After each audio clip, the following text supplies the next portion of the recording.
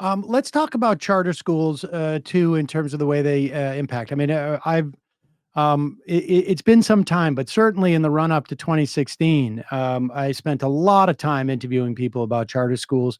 One of the guys who had embedded himself at one of the Success Academy from like the Manhattan Institute. I can't remember his name at the moment, but by the end of the interview, I had him, even he, who was and we should say, a charter school started off it was an idea by the unions. His name escapes me at the moment, as a way of piloting what could be essentially laboratories where we could integrate certain teaching techniques or organizational techniques into the schools. That went by the wayside because it was hijacked. And this guy interviewed from the Manhattan Institute by the end was willing to admit that, like, well, they're not necessarily cherry picking the students; they're cherry picking the parents by basically creating, filters, if you will. You got to be here at 9 a.m., for a meeting, and it's absolutely mandatory. Well, that signifies that somebody's got, either the ability to get off their work at the time, more work flexibility, more money, or more like sort of social resources where somebody can, watch the kid, or they can, whatever it is, they cherry pick parents. So the data shows that, some charter schools are better, some are worse than than the average. Exactly the same as public schools, essentially. Except for there's also a lot of fraud that happens in charters because depending on which state, the way they set it up. But talk about how this is also sort of like a similar, sort of almost like parallel way of creating a cleave between this idea of what schools are supposed to be about, what public schools are supposed to be about, and this idea of like everybody wanting people to get a good education. Yeah, well, so I know exactly who you're talking about. The gentleman's name is Robert Pondisio, and he's Yes. actually at the American Enterprise Institute, and that he wrote a book about Success Academy, which is a very successful and very popular charter school in New York. And what's telling about that example is that gentleman is now advising the very controversial Commissioner of Education in Oklahoma, who I'm sure you're familiar with, Ryan Oh, you Walters. gotta be He's kidding me. advising him on overhauling the social studies curriculum. He was just named to a high flying commission along with some other famous names. One of them, Dennis Prager, the founder of Oh my PragerU, God. and Oh, it just gets Kevin worse.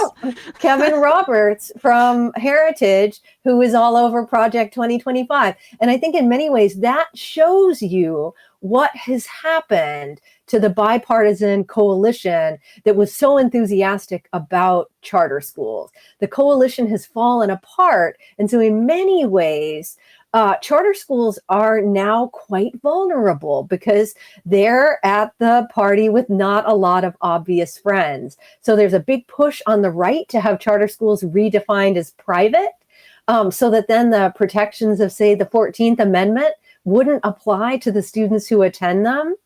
And yet, you also, you continue to have a real push within a certain branch of the Democratic Party. This would be the branch where the high flying hedge funders congregate, right? They remain very enthusiastic about charter schools, both because of their record on achievement, and I'm thinking, primarily of urban charter schools, but because charter schools remain primarily non-union.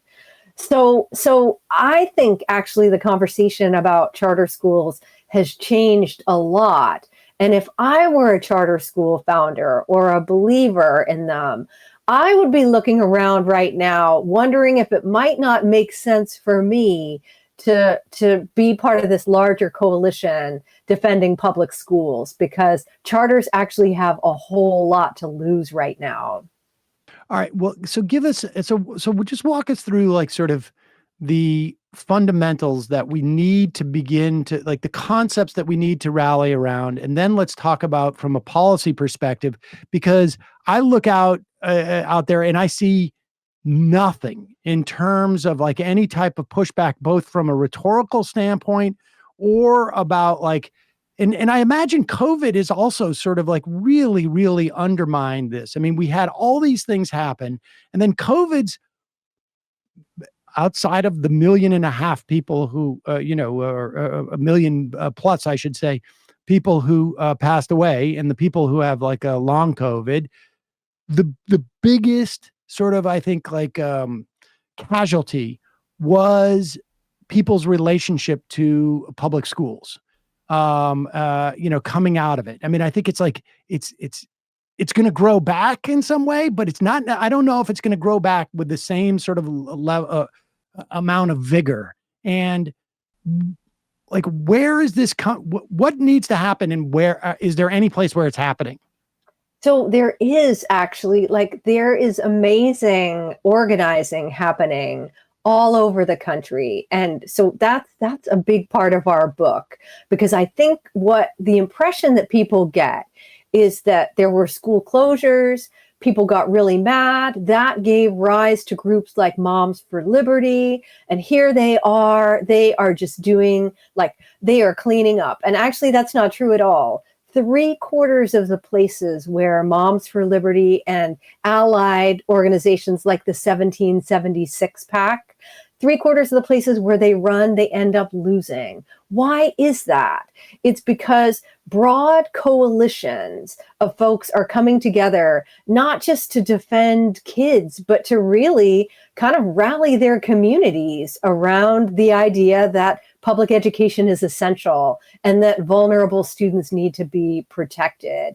And so one of the reasons that I'm so passionate about this stuff is that I actually see the organizing to defend and strengthen public education as some of the most exciting pushback against authoritarianism that's happening right now.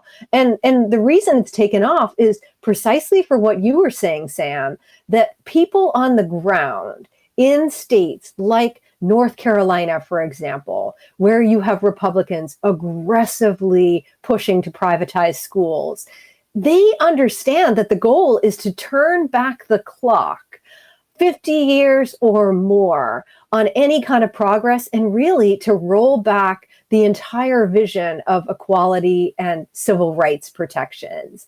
And so I would argue that you're missing out on some incredible organizing, and that would be a great show for you to do. Definitely. But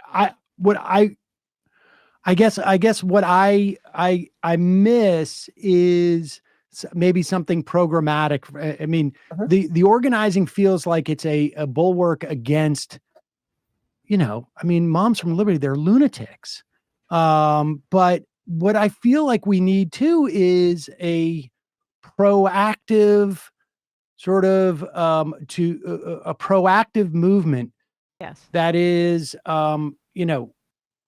the equivalent of like an Arnie Duncan, but for the good guys, for people who see the value. And like, I mean, I have always been just an ideological supporter of public schools. Like the idea of like, it wasn't necessarily an opportunity for me, particularly in New York, that my kids would go to private school, but I see the education that kids at private school get, and I went to an all girls school, one right? to one high school students. Yeah. The amount of like of academic understanding that they have higher in most private schools. I mean, without a doubt. But the experience of like being part of a community. Yep. Going to school with people who are so dramatically diverse from you. I mean, my daughter just happened to just coincidentally go to a public school that was probably one of the most diverse in the country, in Brooklyn, statistically speaking. But it is that, to me, like the argument that should be the highest value. Yeah. Because first of all, even from a return on investment issue, like, the reason why these schools pay off for the most part is just simply because you're hanging around with other rich people. That's right. And rich people, hire other rich people because that's what their community is. It's not because when you were in, a junior in high school, you had your history class was more in depth. I mean, there's an opportunity for people to follow that, but that's not why you got hired at that job at Morgan Stanley or wherever it is for that matter. And there seems to be a vacuum where we're not seeing a political leadership that is making that case. Like, I haven't heard a politician articulate this stuff in ages, it feels like. Yeah, and I think this comes back to what Emma brought up at the beginning of our conversation.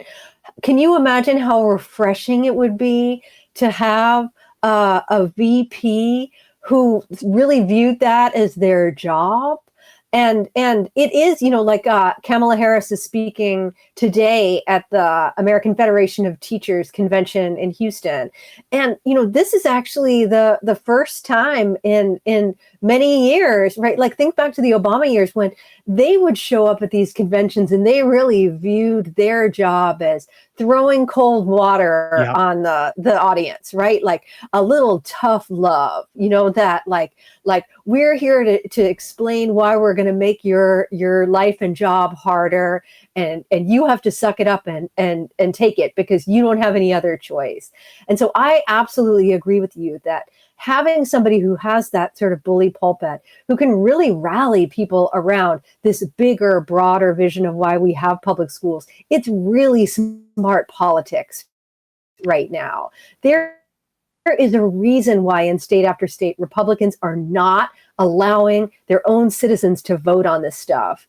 They're, like in a state like Idaho, they tried to keep rural folks from testifying on a voucher bill because they knew they couldn't drive 9 hours to the state capitol in Boise. It's just smart politics to do that. And no, there really hasn't been anybody else in, say, the Biden administration who has played that role. The Secretary of Education, Miguel Cardona, sometimes he sounds like an Obama era throwback. Yep. Sometimes he's kind of inspiring, but for the most part, who really knows? So yes, I have very high hopes. And like Emma, I am waiting on the edge of my seat, just hoping that they are not dashed again. I hate Shapiro for many reasons. I mean, he compared the student protesters on Gaza to the KKK. I just praying it's not him for many reasons. But Bashir, what's great about him, and this is kind of widening the conversation, but he can really, I think, speak to rural voters in a way that isn't condescending. And he talks about the opioid epidemic and how you can and contrast that with J.D. Vance, who makes it just kind of a personal pathology for the most part. But what's could be exciting if Bashir is the pick is Kamala Harris. My guess is she's going to run on childcare and elder care, right? And things about like increasing that for folks. And with abortion being on the front at the top of the ticket and women's reproductive care, that could really be a rounded out, holistic ticket about families, schools, how how can we make your family life better by strengthening our public schools, strengthening your ability to have child care and take care of the older people in your life. And she can do that as a woman as well in a way that could be a really exciting opportunity for Democrats if they take it. I love that idea. And to me, it's so utterly preposterous that the Republicans are now, they are the party of the working class. They are populists. And yet, they have adopted as a litmus test issue that you have to support school choice. And that if you're a rural Republican who views part of your job as standing up for your local public schools, they are going to primary you. And so we've watched this now play out in state after state, in Iowa and Texas, and they're having great success doing this. And so that means that you now have rural Republicans who are no longer represented on this issue. And you think about it, like the public school in a rural community, it's not just the key institution, it's the largest employer. Yep. And so you have somebody like a J.D. Vance saying, like, we're the party of rural populism. And yet, one of their first big moves is to say, hey, we're going to defund the local public school. It's just such an opening for a candidate who really understands that dynamic. And like you were saying, can articulate this stuff in a way that doesn't sound phony or condescending. What just give me your take on what's happening with Texas, because there's been a real assault or attempt, and there's been a sort of an odd coalition, if I understand what's going on there, maybe not so odd, of like who's been pushing back on these sort of voucher plans. Yeah, so the key thing you need to know is that the governor, Greg Abbott, has made enacting a private school voucher plan really one of his top priorities. And so in order to do that, they really have to lean hard into the culture war issues. And so, he's been on the stump arguing that there's a rising wave of transgenderism that's threatening to swamp the Texas public schools. And then you have big money coming in. And so Jeff Yass, who is very chummy now with Donald Trump, people will know him as Pennsylvania's richest resident, but also an early investor in TikTok. So he has poured millions and millions of dollars into Texas in order to help Abbott try to enact school vouchers. And they did exactly what I was just describing, where they knocked out all of these rural Republicans who support their local public schools in hopes of now being able to jam this through when the legislature reconvenes. And so, yes, you have odd coalitions on both sides. But I think it's very telling that they, we're now months and months into this and they have not succeeded. And the longer this drags out and the worse the evidence is from other states, it's getting harder to hold up a program like this in a state that doesn't have one, when people can look at Arizona and be like, wow, they've blown an enormous hole in their budget. Yep. This does not seem like a good idea. And so on the one hand, Abbott may have the foot soldiers that he needs to do this, but they are going to have a hard time selling this. Jennifer Berkshire, freelance journalist, co-host of the Have You Heard podcast.